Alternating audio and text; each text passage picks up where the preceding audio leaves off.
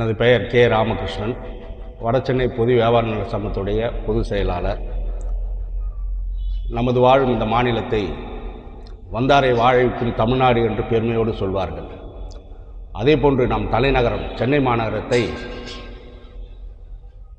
வள்ளலார் அவர்கள் தர்மமிகு சென்னை என்று போற்றி புகழ்ந்திருக்கின்றார்கள்.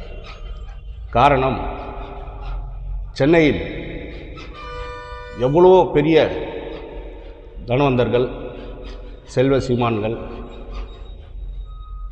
அன்னதானங்களை நிறைய அள்ளி கொடுத்திருக்கின்றார்கள் இந்த சமூகத்திற்காக. அறிவு பசி, அதுபோன்று வயிற்று பசி. இந்த வயிற்று பசியை போக்குவது மிகவும் கடினம். ஏன்னா நிறைய பேர் அந்த அன்னதானத்தை பண்ண மாட்டாங்க.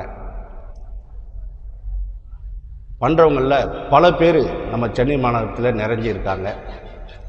குறிப்பாக ராயபுரத்தில் ஹரிபிரபு என்ற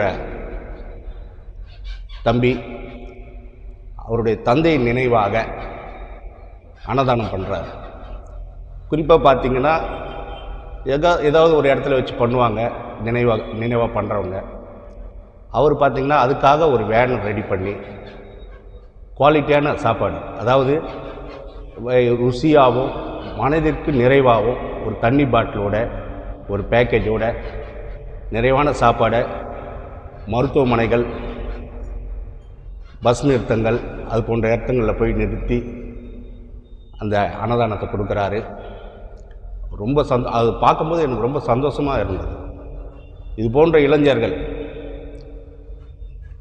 இது போன்ற சேவைகளை செய்யும்போது அது மற்றவர்களுக்கும் ஒரு ஊக்குவிப்பாக இருக்கின்றது.